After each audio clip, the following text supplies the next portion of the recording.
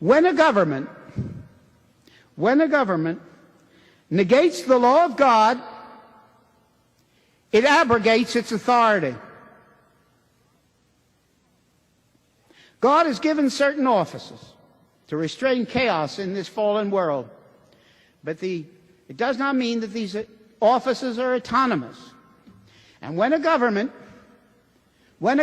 commands that which is contrary to the law of God, it abrogates its authority. The whole history of the Christian church, and again, I wish people knew their history. And again, in a Christian manifesto, I stress what happened in the Reformation in reference to all this. At a certain point, it is not only the privilege, but it is the duty of the Christian to disobey the government. Now, that's what the Founding Fathers did when they founded this country. That's what the early church did. That's what Peter said. You heard it from the Scripture. Should we obey man rather than God?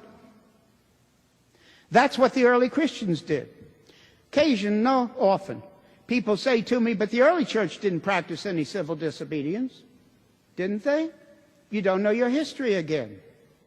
When those Christians that we all talk about so much allowed themselves to be thrown into the arena, when they did that, from their view it was a religious thing. They would not worship anything except the living God. But you must recognize from the side of the Roman state there was nothing religious about it at all. It was purely civil. The Roman Empire had disintegrated to the only unity it had was this worship of Caesar. You could be an atheist. You could worship the Zoroastrian religion. You could do anything. They didn't care. It was a civil matter.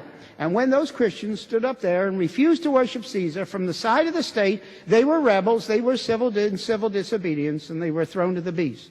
They were involved in civil disobedience. As much as your brothers and sisters in the Soviet Union are tonight, when the Soviet Union says by law they cannot tell their children, even in their home, about Jesus Christ, and they must disobey, and they get sent off to the mental ward or to Siberia. It's exactly the same kind of civil disobedience that's represented in a very real way by the thing I'm wearing on my lapel tonight. Every appropriate legal and political governmental means must be used. But the final bottom line, I've invented this term in a Christian manifesto, and I hope that Christians across this country and across the world will really understand what the Bible truly teaches. The final bottom line, the early Christians, every one of the reformers, and again I'll say in a Christian manifesto I go through country after country and show that there was not a single place, with the possible exception of England, where the Reformation was successful where there wasn't civil disobedience and disobedience to the state. What we must realize, the bottom line, the early Christians, the people of the Reformation, the founding father of this country faced and acted on, is the realization that if there is no place for disobeying the government, that government has been put in the place of the living God. In such a case, the government has been made a false god. If there is no place for disobeying a human government, that government has been made God. Caesar, under some name, thinking of the early church, has been put upon the final throne. The Bible's answer is no. Caesar is not to be put in the place of God.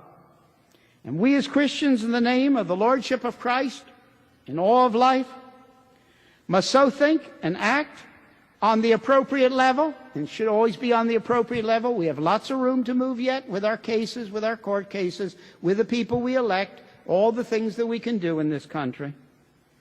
In the name of the Lordship of Christ in all of life, we must so think and act on the appropriate level. And if unhappily we come to that place, the appropriate level must also include a disobedience to the state. If you're not doing that and you haven't thought it through, Jesus is not really on the throne. God is not central. You have made a false God central. Christ must be the final Lord, and not society, and not Caesar. May I repeat the final sentence again? Christ must be the final Lord, and not Caesar, and not society. I wonder if we can pray together.